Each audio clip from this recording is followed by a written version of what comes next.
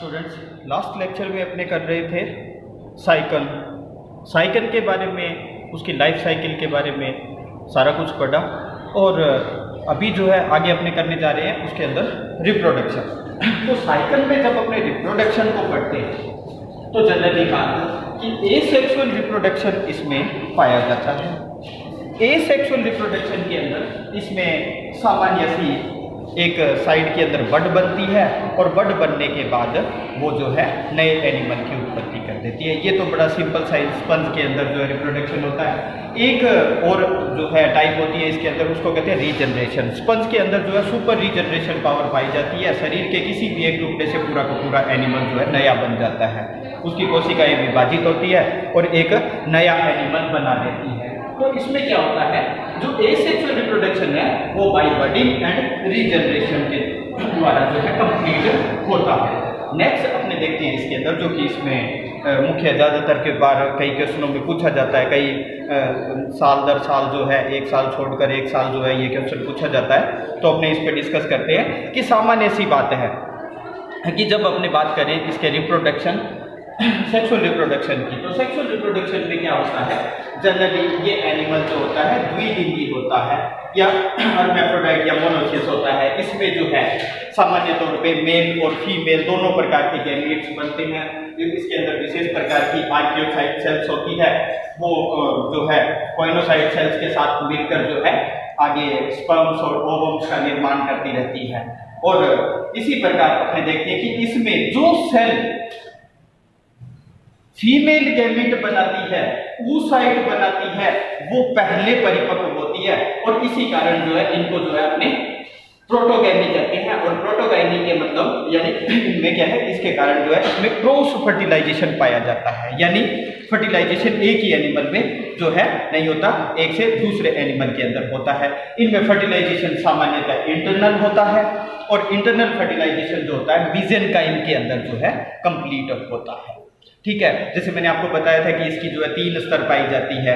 एक जो है बाह्य स्तर, एक आंतरिक स्तर, बीच में जो है वो जिलेटिन टाइप का जो पदार्थ पाया जाता है, उसमें कुछ सेल्स पाई जाती है, कुछ टाइप की सेल्स अपने की थी। तो वो जो है मीसेनकाइम वाला भाग होता है, उसके अंदर ही जो है फर्टिलाइजेशन की प्रक्रिया कंप्लीट होती है। तो इसमें सामान्यतः अपने देखते हैं सबसे पहले जब आपने इन में देखे तो ये सबसे पहले जो आर्कियोसाइट सेल्स होती है, यानी आर्कियोसाइट सेल्स जो कि अगर मेल गैमेट की फॉर्मेशन कर रही है उसको अपने स्पर्मेटोगोनिया कहते हैं। स्पर्मेटोगोनिया जो होती है वो इनमेल जो है क्या कहती है, उसको स्पर्मेटिड कहते हैं। मेल जो स्पर्मेटोगोनिया होती है, स्पर्मेटोसाइट्स होती है, उसको जो है अपने स्पर्मेटोगोनिया कहेंगे। और उनसे जो है स्पर्मेटिड्स का निर्माण होता है और फिर स्पर्मियोजेनेसिस की प्रक्रिया के परिणाम स्वरूप स्पर्म का जो है निर्माण हो जाता है। इसी प्रकार जो है आर्कियो जो साइट सेल्स होती है उनको जो है अपने जो कि फीमेल गैमेट की फॉर्मेशन में जाती है उनको जो है अपने oogonia कहते हैं। oogonia जो होती है प्राइमरी oocyte की फॉर्मेशन करती है। प्राइमरी oocyte जो होता है वो कोइनोसाइट्स जो सेल्स होती है उनके अंदर पाए जाने वाले जो food particles, storage food particles होते हैं, उनसे भोजन ग्रहण करके जो है ग्रोथ करती है और उसके बाद में जो है परिपक्व विभाजन में जाती है और ओवम का निर्माण कर देती है। ये जो कोइनोसाइट सेल्स होती है इनको ट्रोफोसाइट्स और नर्स सेल्स भी कहते हैं। और उसकी इसी प्रकार जब स्पर्म और ओवम बन जाते हैं तो अपने आगे चलते हैं फर्टिलाइजेशन की प्रक्रिया कैसे होती है। फर्टिलाइजेशन की प्रक्रिया में स्पर्म जो होता है वो जो है जल की धारा के साथ गति कर दूसरे जो है एक एनिमल की जो है कोई उसमें मीसेनकाइम में पहुंचता है और मीसेनकाइम में पहुंचकर वहां उपस्थित जो ओवम होता है उस ओवम के पास जाता है। वहां पर ये पहुंचकर क्या करता है, उसके बिल्कुल पास में कई सारे स्पर्म पहुंचते हैं और वहां पहुंचने के बाद जो बिल्कुल एग के बिल्कुल पास पहुंच जाता है वहां पर ये क्या करता है, अपनी पूंछ और कॉलर जो होता है वो छोड़ देता है और एक अमीबोइडल सेल की फॉर्म में आ जाता है।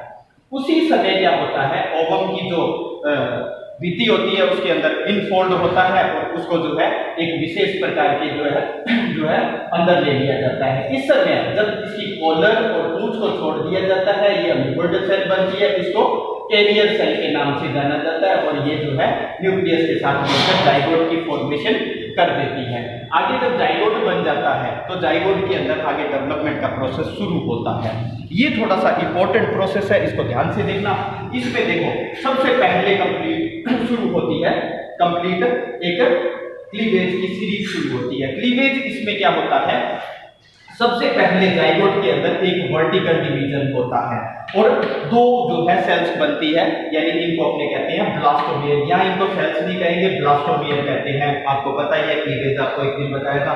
तो यहाँ जो है अपने देखते हैं कि दो ब्लास्टोमियर बनते हैं, दूसरा एक और वर्टिकल डिवीजन होता है और 4 बन जाती है। फिर उसके बाद जो है तीसरा एक और जो, यानी लगातार 3 वर्टिकल जो है इसके अंदर डिवीजन होती है और 3 वर्टिकल डिवीजन के बाद जो है अपने को एक 8 सेल स्पेस का जो है एक अपने को एम्ब्रियो मिलता है। उसके अंदर जो है एक जो है इस प्रकार उधर ट्रांसफर जो है इस प्रकार होता है। इसमें ऊपर की जो सेल्स होती है वो छोटी रह जाती है और नीचे की जो सेल्स होती है वो सेल्स जो होती है वो बड़ी बन जाती है। और इसी प्रकार अपने क्या करेंगे, जो छोटी सेल बनती है उनको माइक्रोमियर का नाम दे दिया जाता है और जो बड़ी सेल्स बनती है उनको मैक्रोमियर के नाम से जाना जाता है। और अपने को इस समय जो है एक 16 सेल का जो है एम्ब्रियो जो है अपने को प्राप्त हो जाता है। ये 16 सेल का जो एम्ब्रियो होता है इसको अपने जो है स्टोमोब्लास्टुला कहते हैं। ये स्टोमोब्लास्टुला कुछ विशेष प्रकार का होता है। स्टोमोब्लास्टुला जब बनता है 16 स्टेज से ऊपर की तरफ जब सेल्स बनती है, यानी और सेल्स बनती है, यहाँ पर क्या होता है, एक कंडीशन आती है, एक ब्लास्टोपोर बनता है, उसके पास जो है कुछ बड़ी बड़ी कोशिकाएं बन जाती है और यहाँ पर जो है छोटी छोटी यानी जो माइक्रोमियर्स होती है उनकी डिवीजन ज्यादा होती है, जबकि मैक्रोमियर की डिवीजन जो है यहाँ स्लो होती है।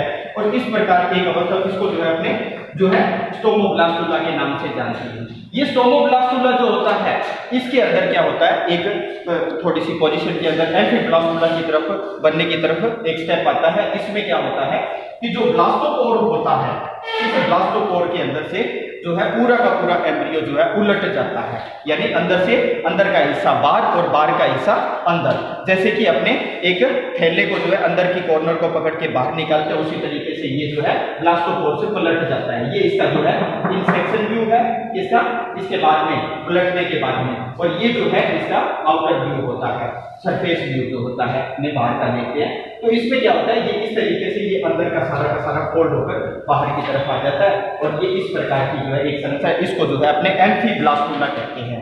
एम्फीब्लास्टुला जो होता है वो आगे प्रोग्रेस में जाता है और इसके अंदर जो है ये एम्फीब्लास्टुला जो है एक लार्वा की तरह कार्य करने लग जाता है और ये इसके ब्लास्टोपोर्स यानी माउथ की तरह कार्य करता है और वो भोजन जो है इसमें ग्राइंड करता रहता है और सेल्स जो है न्यूट्रिशन लेती रहती है। और फिर उसके बाद में जो है ये एक बार और जो है इसमें डेवलपमेंट में जाता है और सामान्य इसकी बॉडी के ऊपर जो है छोटी जो है पिन लाइक स्ट्रक्चर बन जाती है और ऑस्टिया जैसी संरचनाएं बनने लग जाती है। और ये स्टेज जो आती है ये कहलाती है ओलियंथस स्टेज। ये ओलियंथस स्टेज जो होती है वो एस्कोन स्टेज भी कहलाती है।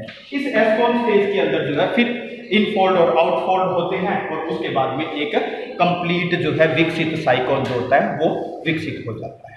तो ये था जो है अपने साइकोन का जो डेवलपमेंट। और इसके बाद में अपने नेक्स्ट जो है अपने देखेंगे साइकोन्स के अंदर नाल तंत्र कौन कौन से पाए जाते हैं।